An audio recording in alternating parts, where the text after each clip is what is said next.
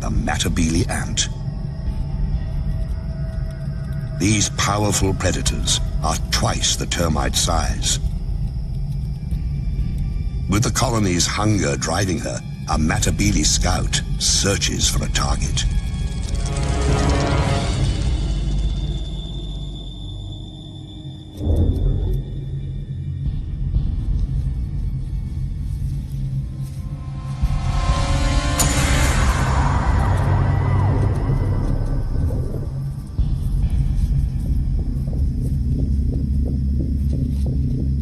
The termites know that shadow and what it means.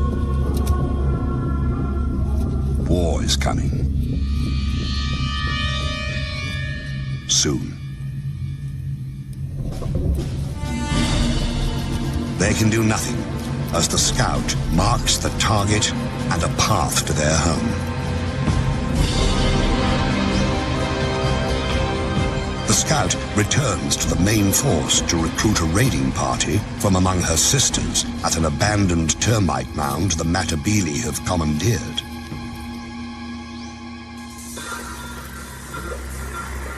With a jolt of pheromones, the chemical message travels among the warriors. It's a perfect time to attack, early in the day, before the heat rises.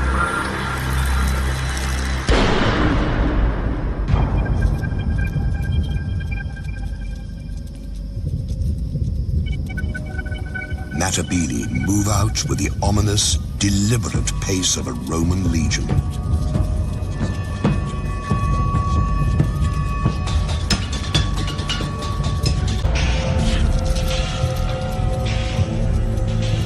A raiding force can consist of 600 ants.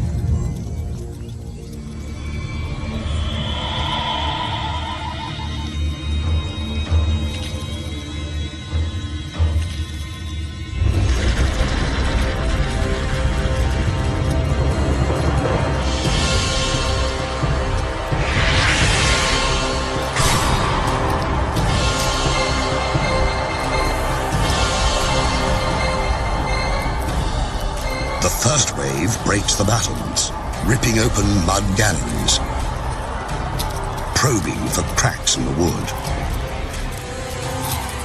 Now, the smallest Matabele attack. These tunnel rats make relentless forays into the termite sanctuary.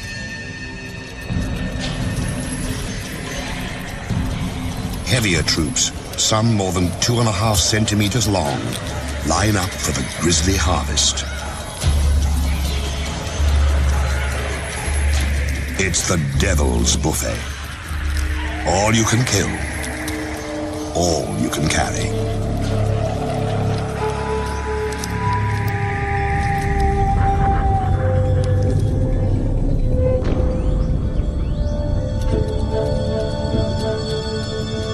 One raid might claim 4,000 victims.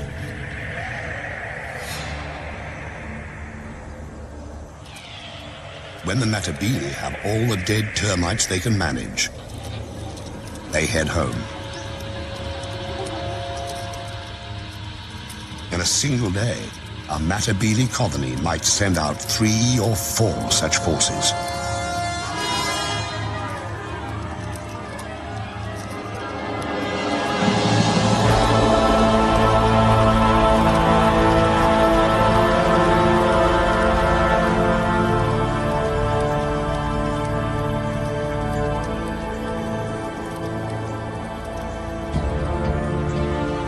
Soon, the big ants will move their base to richer hunting grounds.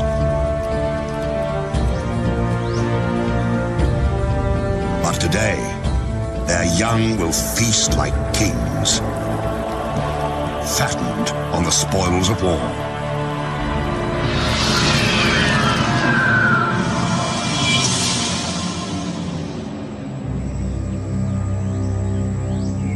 Violence, sometimes to disrupt, sometimes to control.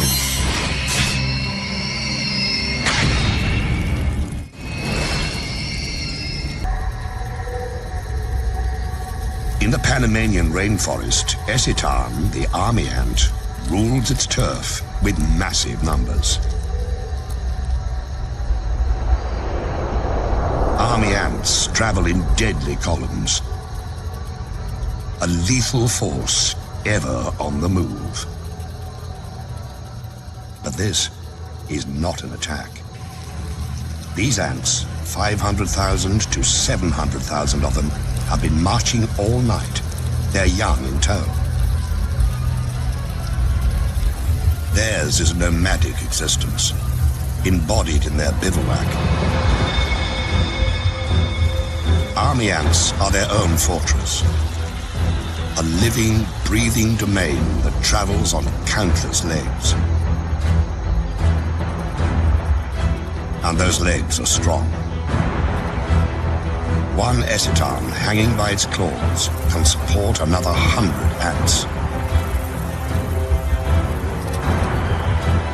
For a man to match that feat, he'd have to hold up 3 armored vehicles.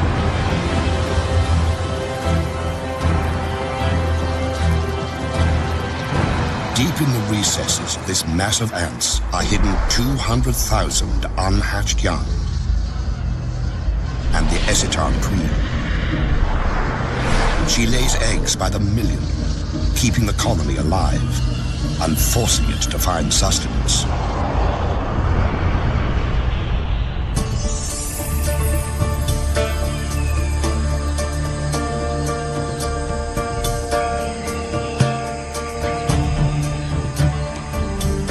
Dawn, and the bivouac stirs. After a night of stillness, the colony must feed. The meter-long mass of legs and feelers rouses itself into action.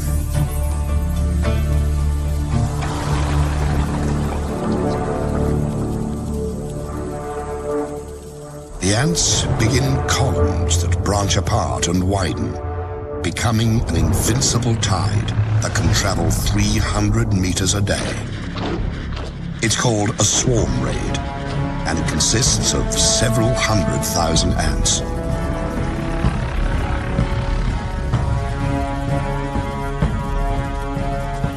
The ants move in a deadly wave, 15 meters across, driving all before them.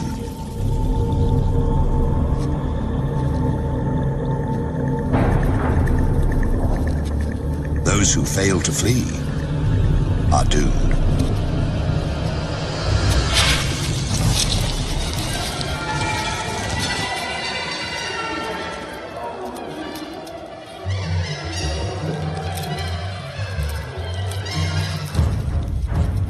Whatever army ants can catch, they consume.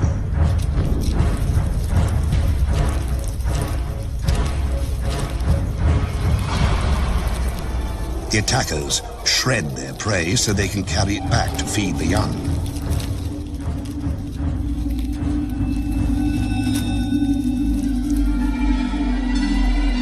Army ants even overpower the land.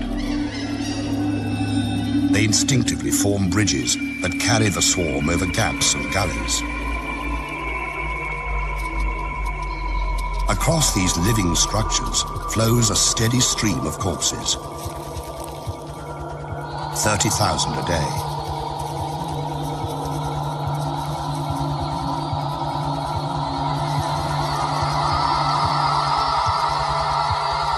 But army ants have enemies.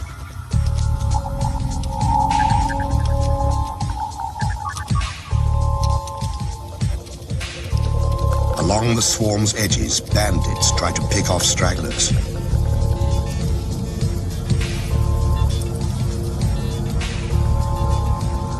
Paratrachina, or crazy ants, are the anarchists of the forest. Small, but highly organized, they are willing to do anything to grab a meal.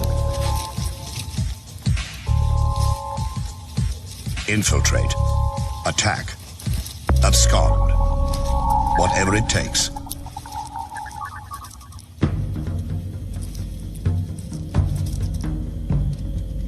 In Instead of stingers, the crazy ant has spray jets that spew paralyzing venom. It lets the cruel little soldiers take down much larger opponents.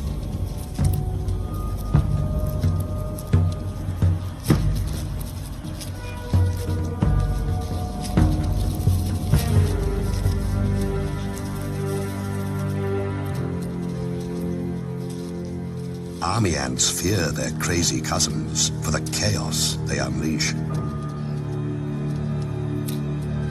The bigger insects have to fight for their lives against the anarchist throngs. At first, the crazy ant's venom stuns the army ants. Then the effects wear off, and the army ants regain their strength. They handily escape the tiny pirates and return to the business of the raid.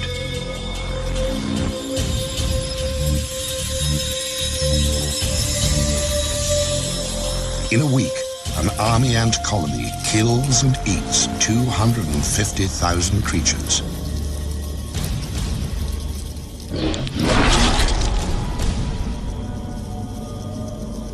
Ravaging the landscape, army ants shred its sense of order.